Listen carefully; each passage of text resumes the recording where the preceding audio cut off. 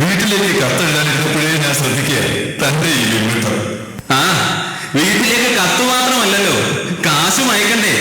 അതാണ് ഈ പ്രാന്തിന് കാരണം. ഏയ് കാസിം, നിങ്ങൾക്ക് അങ്ങനെയൊക്കെ പറയാം. ഒരുമാതിരി കഴിഞ്ഞുകൂടാനുള്ള വകയൊക്കെ വീട്ടിലുണ്ട്. എന്റെ കാര്യം അതല്ല. മാസത്തിൽ ശമ്പളം എന്ന പേരിൽ കിട്ടുന്ന നക്കാപ്പച്ച നാട്ടിൽ അയച്ചു കൊടുത്തിട്ട് വേണം അവരുടെ 5-8 വയറുകൾ ഭാവിയെങ്കിലും നിറയാൻ.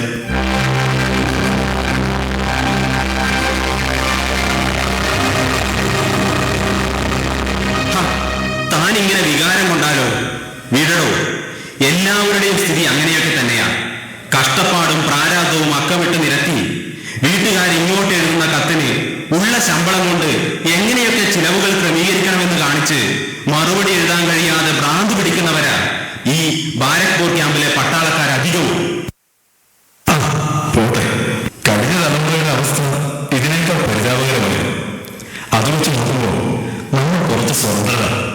അതുകൊണ്ട് എല്ലാ വിഷമങ്ങളും നടക്കാൻ നമുക്ക് നമ്മുടെ ആ പഴയ പാട്ടൊന്നും കാണാം എന്നാ.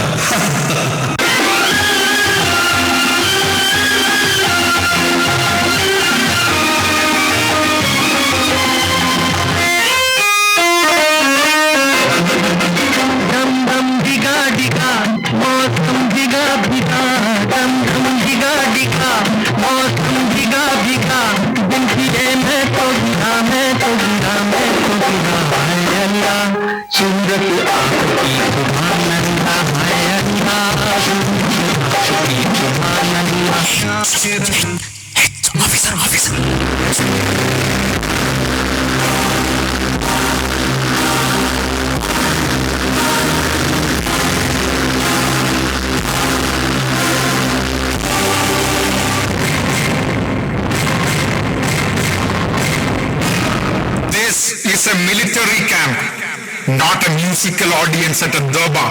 Each and everyone should follow the orders.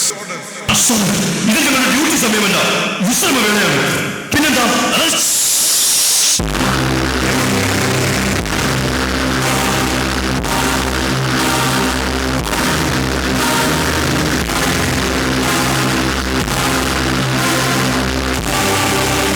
ഏയ് ദേവിപ്പാൽ, ക്ഷമ കാട്ടണം, നിലവിടരുത്. കാരണം നമ്മളൊക്കെ പട്ടാളക്കാരില്ലേ, വലിയ പട്ടാളക്കാർ.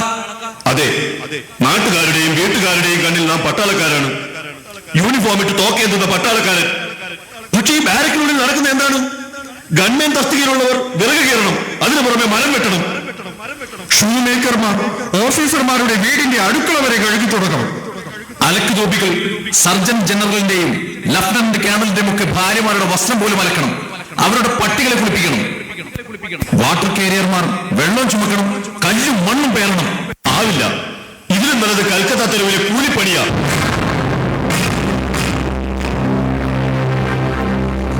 എല്ലാവരുടെയും ഉള്ളിലും കനവെരിയുന്നുണ്ട് ദേവപ്പാൽ. പക്ഷെ അനുസരിക്കുകയല്ലാതെ നാം മറ്റെന്ത് ചെയ്യാനാണ്? ചെയ്യരുത്. ഒരു സൈനികന്റെ ആത്മവീര്യം കെടുത്തുന്ന അനാവശ്യ കൽപ്പനകൾ ഇനിമേൽ അനുസരിക്കരുത്.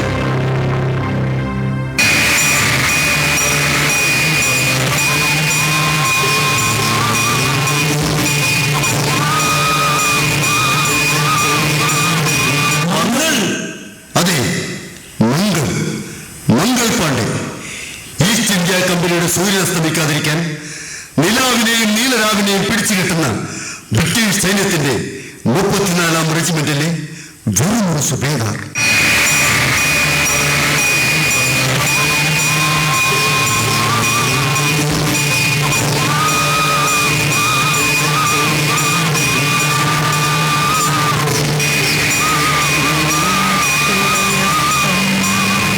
പക്ഷേ സ്വന്തം വ്യക്തിത്വം പണയപ്പെടുത്തി ആജ്ഞകൾ അനുസരിക്കുന്നതിനോട് എനിക്ക് യോജിപ്പില്ല. അങ്ങനെ ചെയ്യുന്നത് കൊണ്ടാണ് മേലാളന്മാർ നമ്മെ ശിപ്പായികളെന്നും കാപ്പിരികളെന്നും സംബോധന ചെയ്യുന്നത്, അല്ല കളിയാക്കുന്നത്.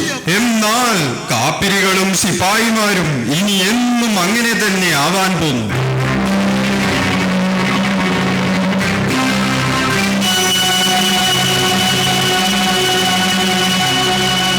എന്താ ഞെട്ടിയില്ലേ?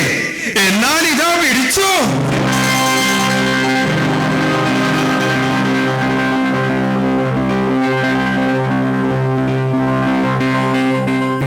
റെജിമെന്റിലെ ഗണ്ണറായ എന്റെ അനിയന്റെ കത്താണ്.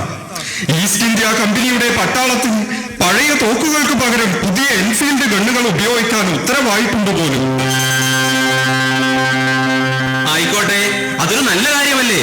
നല്ല പ്രയോഗക്ഷമതയുള്ള ആയുധങ്ങൾ വേണം, എന്നാലേ പട്ടാളം പട്ടാളമാകൂ. എന്താ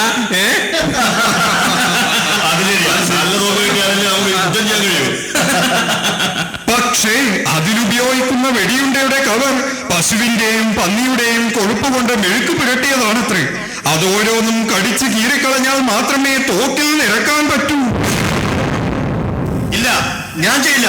ഇല്ല, ഉണ്ടാവില്ല. ഇല്ല, ഇല്ല, ഇല്ല, ഞങ്ങൾ നിൽക്കില്ല. ഞങ്ങൾ ആവില്ല.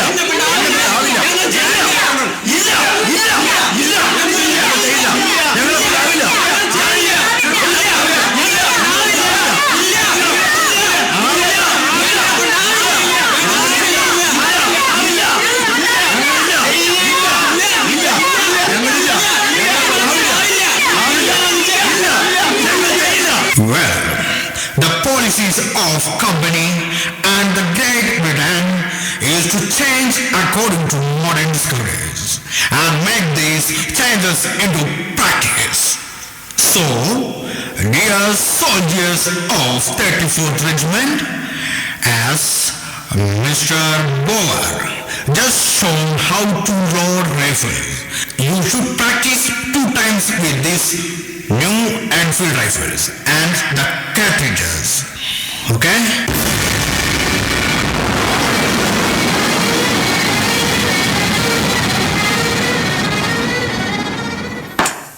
No, sir. This is not your Great Britain. Here, the people follows beliefs and practices without any contamination. We are one, and this is our great India.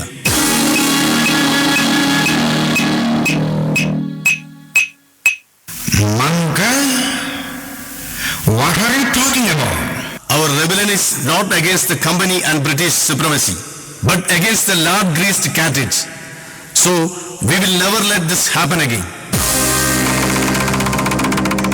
Love and teach him very well.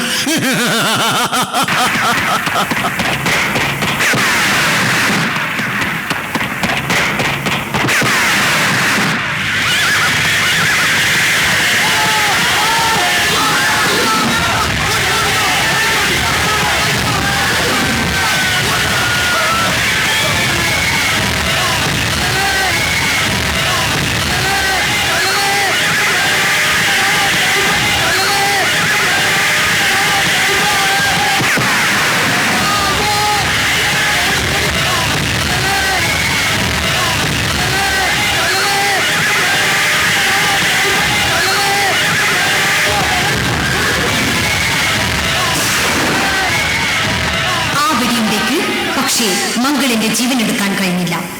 Mangal പാണ്ഡെയുടെ അനുഭവം മറ്റുള്ളവർക്കൊരു പാഠമാകുന്നതിന് വേണ്ടി British ഓഫീസർമാർ അദ്ദേഹത്തെ ആശുപത്രിയിൽ എത്തിച്ച് രക്ഷപ്പെടുത്തി.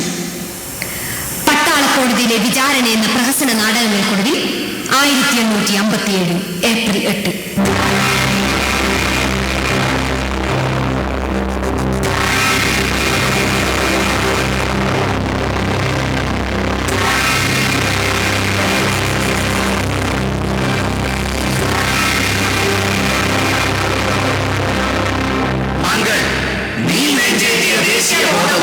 സ്വാതന്ത്ര്യ സ്വപ്നങ്ങളും കൈവിട്ട കോഹിനൂറെണ്ണം പോലെ അമൂല്യവും വിലമതിക്കാനാവാത്തതുമാണെന്ന് ഞങ്ങൾ ഇന്നും ശരിവെക്കുന്നു.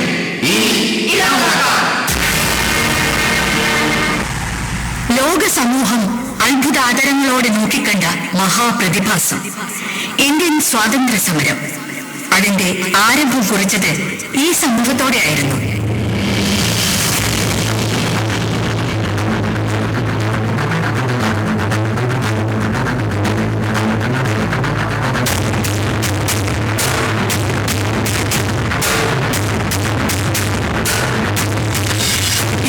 മാംസവും രക്തവും കൂടിക്കലർന്ന പോരാട്ടങ്ങൾ.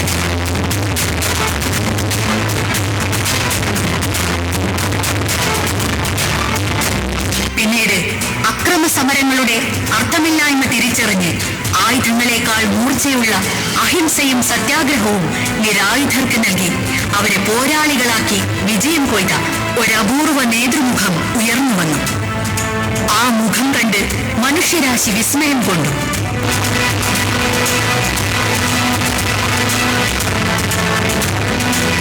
സഹന സമരങ്ങളുടെ വിജയസൂത്രം മെനഞ്ഞെടുത്ത ഗുരു മാതൃകയായി ലോകം അദ്ദേഹത്തെ വാഴ്ത്തി. പിന്തുടർന്നു. ഏറ്റവും നിസ്സാരമായതിന്റെ മൂല്യം വിളംബരം ചെയ്ത അർദ്ധനഗ്നനായ ഫക്കീർ കോടാനുകോടി ജനഹൃദയങ്ങളിലേക്ക് നടന്നു കയറി. അതെ,